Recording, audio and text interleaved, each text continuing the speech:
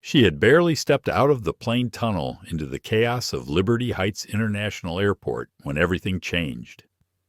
All around her, travelers buzzed with the usual energy, families reuniting, announcements echoing, luggage rolling across marble floors. She was just another woman arriving home, hoping for quiet after weeks away. But peace would not greet her. Instead, suspicion did. Two officers emerged from the crowd like shadows, cutting through the flow of passengers. They didn't explain. They didn't smile. Their eyes were heavy with judgment, scanning her with quiet contempt. Why her? Was it her outfit too modest for their liking? Was it her skin, the warm cinnamon tone that had so often drawn sideways glances and assumptions? She didn't know. What she did know was the familiar sting of prejudice was wrapping around her once again, this time in public, in her own country, after she had spent a lifetime serving it. The questions began, coded, disrespectful, suggestive, and when Monica Reed answered not with submission, but with calm confidence, the tension escalated fast. In front of a growing crowd of curious onlookers, the confrontation took a turn. One officer yanked her arms behind her. The sharp cold of handcuffs snapped against her wrists. Monica, who had known battlefields and conference rooms, now stood accused of nothing but dignity in a place where that was apparently too much. She was not resisting, not shouting, but they treated her as if she were dangerous. Her breath caught as humiliation rushed over her like cold rain. Her gaze flicked to the crowd, some stunned, others quietly recording. She had never felt so exposed, so dehumanized. And yet, she didn't beg. Instead, with a calmness that came not from fear but from command, Monica asked for a phone call. Just one. The officers smirked. They thought it was for a lawyer, or a family member, someone who might plead on her behalf. But what she said into that phone won a cry for help. It was a command. A string of code words, identification phrases, and secure protocol that neither officer recognized but both would never forget. The change in their expressions was almost cinematic.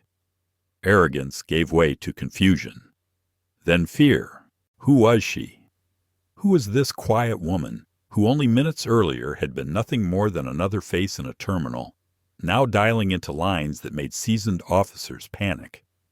To understand, we need to go back just a little. Earlier that day, a Boeing 777 had glided onto the runway at Liberty Heights International Airport after a transatlantic journey from Oslo. In business class, Monica Reed stirred from her slumber. She shifted in her plush seat, stretching the stiffness from a 10-hour flight across time zones and obligations. At 52, Monica carried herself with calm dignity. Years of service had molded her into someone both powerful and graceful. Her hair, thick and mostly black, shimmered with strands of silver, the kind of silver earned, not given. Her eyes were a dark, thoughtful brown, holding a sharpness softened by time. Today she wore civilian clothing, a tailored beige trouser, a navy silk blouse tucked neatly, and a black cashmere blazer. No medals, no name tag. Just the quiet strength in her posture and the authority in her silence. The last 3 weeks had drained her. She'd been at an international security summit representing U.S. defense interests among global allies. It had been high stakes and nonstop. Now, all she wanted was tea, her reading chair back in her Westbridge apartment, and a video call with her daughter Jasmine, who was wrapping up a semester at Stanford. A rare smile touched her lips at the thought. "Business class passengers, please. Prepare to disembark through gate A4, came the voice of the flight attendant. Monica rose smoothly, grabbing her leather satchel and coat. She moved with the crowd into the jet bridge, where the air was thicker, louder. A symphony of languages, English, Mandarin, Arabic, Spanish filled the terminal, like overlapping waves. The smell of strong coffee and artificial air freshener reminded her that she was home, whether she liked it or not. She headed toward baggage claim, her carry-on humming quietly behind her. The overhead lights glinted off the polished floors. Children cried. Someone laughed. A man cursed at a vending machine. Everything was as it should be until it wasn't. Two men in dark blue uniforms stood near the entrance to the carousel area. The older one was heavy-set with a flushed face, narrowed eyes, and hair cut nearly to the scalp. His name tag read Officer Griggs. His arms were crossed, and he wore the kind of scowl that made strangers feel guilty for no reason. Beside him stood his partner, leaner, younger, with nervous blue eyes that darted like a student waiting for instructions. Officer Dunley, his badge read. Griggs' gaze landed on Monica, and lingered. She knew that look. She had seen it before too often. It wasn't security protocol. It was personal. He nudged Dunley, who nodded. They began to approach. Her heart sank not out of fear, but out of frustration. She had hoped this country had moved further than this. But some men still saw her as a threat the moment she looked too confident, or too successful, or too black. They blocked her path. "Mom, we need to see some ID," Griggs said, his tone laced with fake politeness and real suspicion. And so it began. Griggs stood like a wall, his eyes sweeping the sea of travelers as if each one might be a ticking problem. His stance was one of dominance, shoulders broad, arms crossed, the scowl etched into his face as permanent as his badge. To his right was Officer Dunley, noticeably younger and slimmer, trying to mimic his partner's aggressive posture, but lacking the conviction. His blue eyes flitted around nervously, not watching the crowd as much as watching Griggs, clearly waiting for cues, for approval. Griggs' gaze froze on someone. Monica Reed. She felt it before she saw it, that sharp assessing look that held more than just suspicion. It was the kind of stare that wasn't about protocol. It was about judgment. Something in that look made her stomach turn. She'd encountered it before, in her younger days, less often now, given her rank and the deference it commanded. But the old familiarity crept in like a cold wind through a cracked window. The two men began to approach. Her pulse quickened, not in fear, but in that heavy way injustice presses against the chest. She stood calm, composed, dressed neatly, modestly, but apparently that alone was enough to trigger some internal bias detector. They flanked her in a practiced maneuver, Griggs standing directly ahead, Dunley just behind and to the side, boxing her in without needing words. Around them, the stream of travelers continued flowing, some slowing to glance, others ignoring the scene entirely. "Mom," Griggs said, voice level but soaked in condescension, "can I see some identification?" Monica didn't flinch. She looked him straight in the eye, her voice quiet but clear. "Is there a reason, officer?" Griggs smirked, just enough to show teeth. "Routine check," he replied, the words automatic but hollow. His eyes did not meet hers as he said it. Instead, they scanned her up, off, and down, pausing too long on her handbag and tailored clothing. The message was clear. How does someone like you afford this? Monica exhaled slowly, resisting the urge to respond with the heat rising in her chest. This wasn't routine. There had been no alarms, no alerts, no suspicious behavior, only a woman, returning home in style, who didn't fit the picture these two men thought she should. Still, arguing here would only play into their hands. She calmly reached into her bag, retrieved her wallet, and handed over her Westbridge state license. Griggs took it with deliberate slowness, examining it like it might be counterfeit. He flipped it, frowned, squinted, then looked back at her as if the very sight of her matched photo offended him. Dunley stood tense beside him, hand brushing the baton on his belt. He wasn't calm, just wired, waiting for something to go wrong. "Monica Reed," Griggs drawled out her name like it tasted sour. "Westbridge Heights, huh? Fancy? His tone was no longer pretending. What kind of work gets you flying in from Oslo? Business class, no less. Monica's patience thinned. That has nothing to do with this ID check, she said, her voice now edged with steel. Unless I match the description of someone wanted, I'd like to know why I've been singled out. Griggs leaned in slightly. His smile was all threat. We're just curious. All dressed up, stepping out of first class. You don't see someone like you with that kind of luxury too often. The emphasis on you was unmistakable. Dunley, emboldened by the nod from his superior, added, That's right. You'd better not make this harder than it needs to be. Just answer some basic questions. It was no longer about security. It was about power. Monica's face flushed, but not with shame, with fury. Her entire career had been a testament to discipline, integrity, and grit. She had broken barriers that others never saw, carved out a space in a world that often tried to shut her out. And yet, here she stood, judged not for what she had done, but simply for who she was and how she looked. You are overstepping your bounds, she said, her voice unwavering but sharper now. I've done nothing wrong. I'd like to speak with your superior. That one sentence was enough to set Griggs off. Oh, now you want to talk to my boss? He barked, his voice rising above the crowd. Who do you think you are? People nearby began to slow. Some stopped entirely. A few phones were lifted recording, just in case this turned into something more. The air around them tensed. You're refusing to cooperate, Griggs shouted, loud and dramatic. This is obstruction. You're interfering with an active security procedure. I'm asserting my rights, Monica said coolly, not stepping back. There is no justification for this stop, and no cause for detention. If you don't clarify the reason, I will. That's enough, Griggs cut in, voice booming. You want to make this difficult? Fine. His glare shifted to Dunley. Cuff her. For my rights, Monica answered, her voice unwavering as her eyes locked on Griggs, daring him to make sense of the chaos he was causing. That's it, he snapped, obstructing public duty, resisting.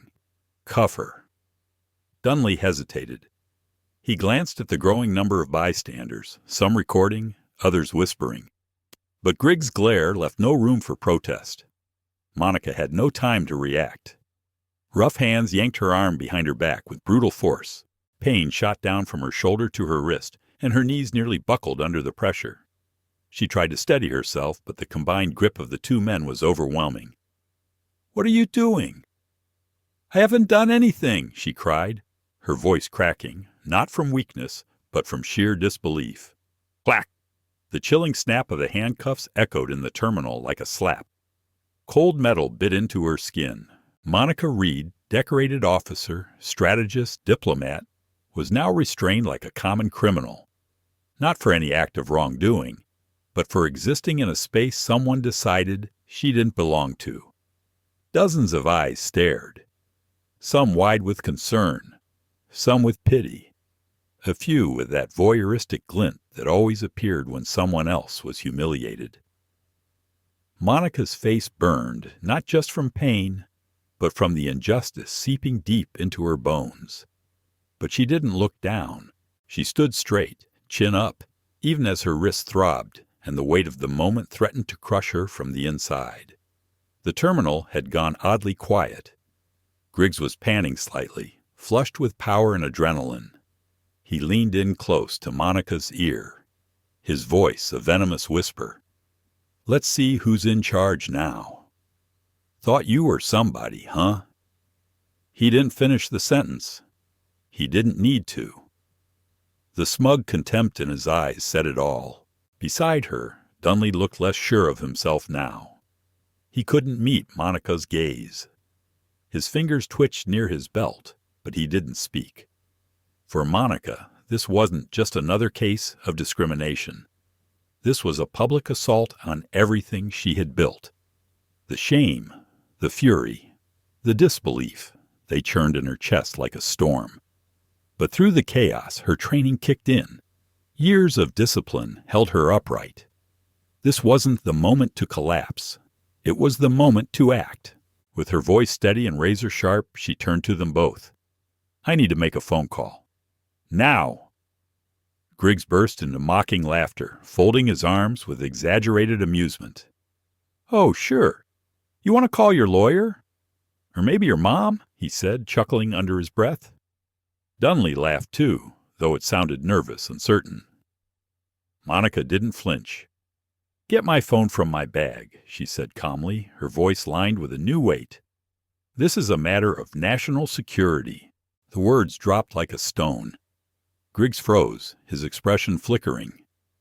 "National security?" he repeated, suspicion replacing mockery. Bystanders nearby reacted to the phrase as well. A ripple moved through the crowd. Phones tilted higher. Conversations dropped to murmurs. "I'm not bluffing," Monica continued. "Get the phone. Or you can explain to the Department of Defense why you interfered with an urgent protocol." Her tone had shifted. It was no longer polite, no longer defensive. It was authoritative, military. The kind that came from experience, not arrogance. Griggs's bravado faltered. He glanced at Dunley, who was already looking back at him, uncertain. Finally, Griggs growled, "Fine. Let's see what this is." Dunley moved hesitantly toward Monica. He reached into the handbag still hanging from her shoulder and retrieved a sleek black iPhone. It looked ordinary, nothing special. But somehow, in Monica's hand, it became a weapon. "Who are you calling?" Dunley asked, holding it out. "I won't be dialing," Monica replied. "You will. I'm still in cuffs." She then recited a long sequence of numbers too many to be a regular contact. It sounded more like a clearance code. Something official, something restricted. Dunley frowned, but he punched the numbers in, glancing over at Griggs. Then he held the phone up to Monica's ear and switched it to speaker. The ring only sounded once. Then came a voice, male, deep, flat, and unmistakably official. "Pentagon Secure Line Echo Channel, identify yourself." The effect was instant. Griggs stiffened. Dunley's face went pale. The crowd grew silent once more. A deep, emotionless voice responded instantly on the line. "Defense Command Line Echo Delta. Identify yourself." The atmosphere shifted like a snapped wire. The sound of that voice wasn't loud, but it hit with the force of a thunderclap. Monica stood still. Dunley and Griggs did too, frozen in place. The murmurs around them stopped. The mention of Defense Command echoed in people's minds like the words of a hidden power suddenly revealed. Monica's demeanor transformed. Gone was the weariness from travel. Gone was the quiet restraint. Her voice now carried a crisp, commanding edge honed through decades of leadership. "This is Colonel Monica Reed, U.S. Army. Service number 76529418. I am requesting immediate connection to General Harold Strickland's office. Alpha Priority." The moment the words Colonel and Alpha Priority were spoken, a visible change passed over both officers. Griggs' face turned from red to an ashen gray. Cold sweat began to bead on his forehead. Dunley's mouth fell open slightly. His eyes locked on the phone like it was something radioactive. Neither of them said a word. Neither of them moved. "Colonel Reed, please hold," the voice on the other end said without delay. "Routing Alpha Line now." The silence that followed was deafening. Then a new voice came through, brisk, urgent, professional. "This is Major Anderson speaking on behalf of General Strickland. The General is currently in session, but am authorized to respond on Alpha Lines. Please state the nature of your situation." Monica's eyes swept from Dunley to Griggs. Both looked as if they'd seen a ghost. "Major," she said, her voice steady and strong, "I am currently being detained in handcuffs at Liberty Heights International Airport, arrival terminal, near Baggage Carousel 6. I have been stopped without cause by 2 port security officers. There was a pause, just enough to hear a sharp intake of breath on the line. "You're detained, Colonel." "Yes." The officers involved are Sergeant Jacob Griggs, badge number 422, and Officer Kyle Dunley, badge number 1703. I have asked repeatedly for the reason for my detention. None has been provided. The interaction has included racially targeted questioning and verbal abuse. The situation escalated with no provocation. Her voice was still, but each word landed like a charge being filed. I am formally requesting immediate intervention by the Department of Defense and any relevant federal agencies to address and investigate this incident. Major Anderson's voice dropped to a lower register. "Understood, Colonel. Your location has been confirmed through secured device GPS. Protocol Alpha is now in effect. Please remain where you are. Assistance is en route. Maintain your position if possible. Copy that. Read out." Monica ended the call. Silence once again descended on the terminal. Griggs and Dunley stood stunned, their faces drained of color.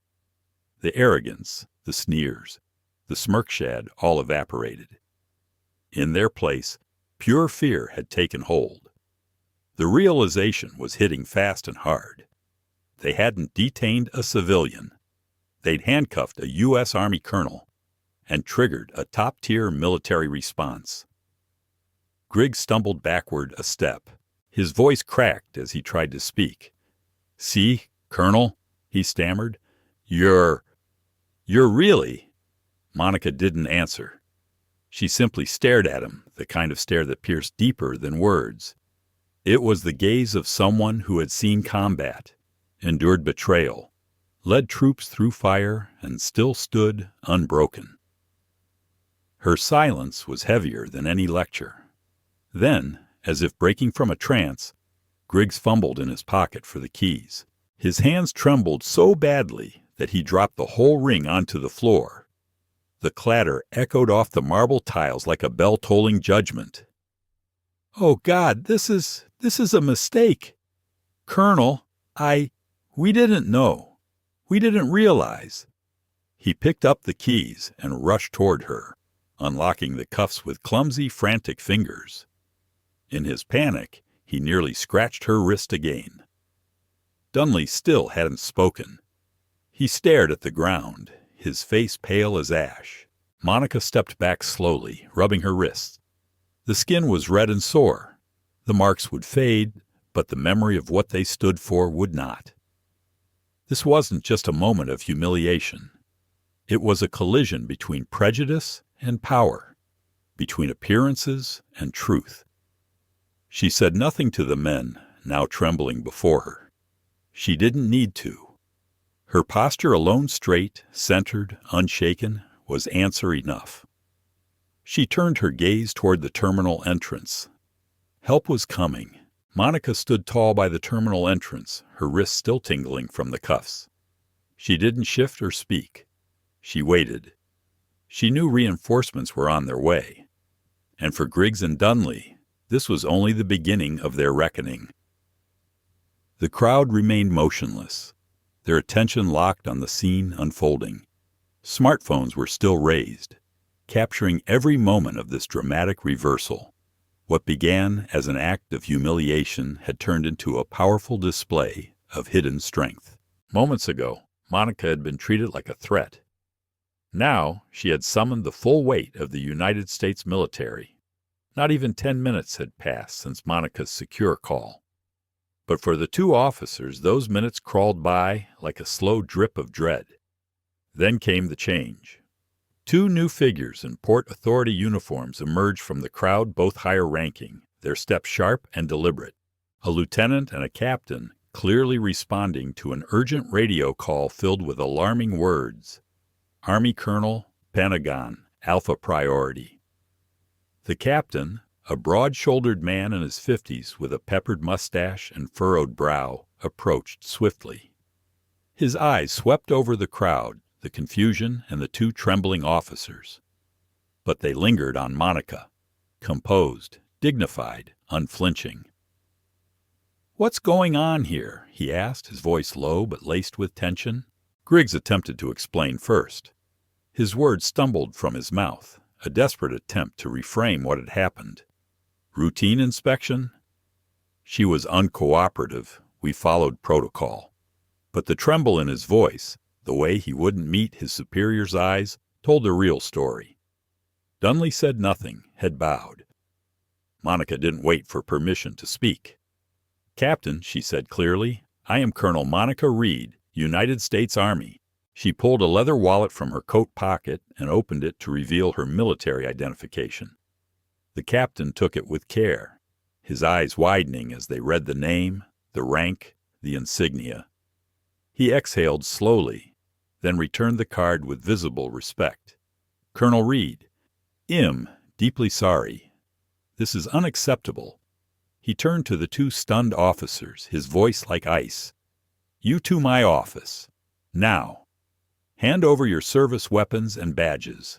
Griggs opened his mouth, perhaps to protest, but the captain didn't give him a chance. Dunley unbuckled his gear with trembling hands. Justice, though still far away, had begun to stir. Months later, the federal courtroom was packed. Monica Reed sat in the front row, dressed in her full ceremonial uniform. She wasn't there for revenge. She wasn't there to gloat. She had come for something more sacred: accountability. Seated beside her was an attorney from the Justice Department, prepared to deliver closing arguments on behalf of the prosecution. The evidence was irrefutable. Video footage from several witnesses played on screens. Clips of Monica in cuffs, the taunts, the sneers, the Pentagon call, the silence that followed. Witnesses testified: airport workers, passengers, even a few fellow officers. Griggs' attorney tried to frame his actions as a misunderstanding under stressful conditions. Dunley's team pushed for leniency, highlighting his passive role and clear discomfort. But none of it could undo what had happened. The jury deliberated only briefly before delivering a unanimous verdict. Guilty. The judge's face was stern as she read the sentence aloud. "For Jacob Griggs," she said, "in consideration of your conduct, your abuse of authority, and the clear evidence of racial bias, this court sentences you to 4 years in federal prison." Griggs, who had kept a straight face throughout the trial, finally cracked. He slumped in his seat, covering his face with both hands as his body began to tremble. "For Kyle Dunley," the judge continued, "given your lesser role and your visible remorse, the court sentences you to 3 years in federal prison." Dunley closed his eyes. Silent tears rolled down his cheeks. It was over. 4 years. 3 years. It was a severe sentence, but a necessary one. A reminder that uniforms don't grant impunity. That justice may be delayed, but it is not forgotten.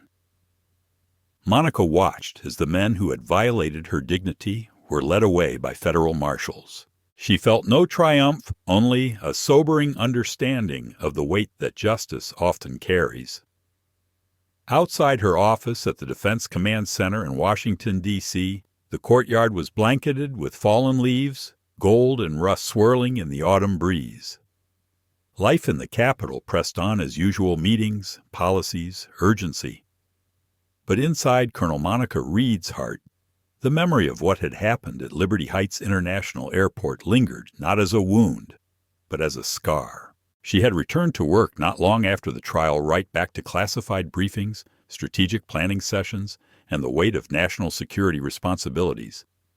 Her colleagues welcomed her with support, some with outrage over what she'd endured, and others with quiet acknowledgement of a painful truth they'd always known but never experienced. Justice had been served. The courts had acted swiftly. Her name had been cleared, and in theory, that should have been the end.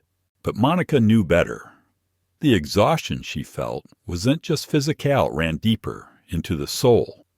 It was the fatigue of a truth no ruling could erase, that even after 3 decades of honorable service, even with stars on her shoulder and accolades to her name, there were still people who would see only her skin before they saw her humanity.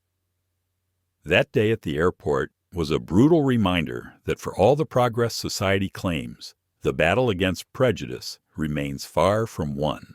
And she wondered, what if she hadn't been Colonel Monica Reed that day?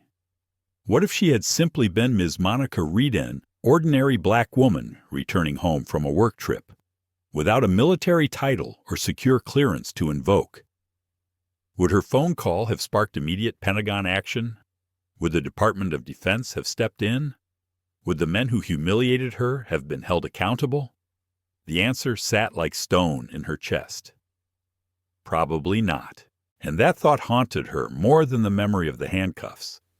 Because for every Monica Reed who could fight back, there were countless others who couldn't, who were stopped, questioned, degraded, and then sent on their way with nothing but anger and silence to carry home. Her case, though resolved, had peeled back a harsh layer of reality about privilege, about perception, and about the unseen power dynamics that shape justice in America. Justice, she realized, should not depend on rank, credentials, or connections. Human dignity is not a privilege. It is a right. Her experience sparked change, not a revolution, but a ripple. The Liberty Heights Port Security Department came under scrutiny. New training policies were rolled out, mandatory anti-bias education, de-escalation protocols, and formal reviews of field behavior.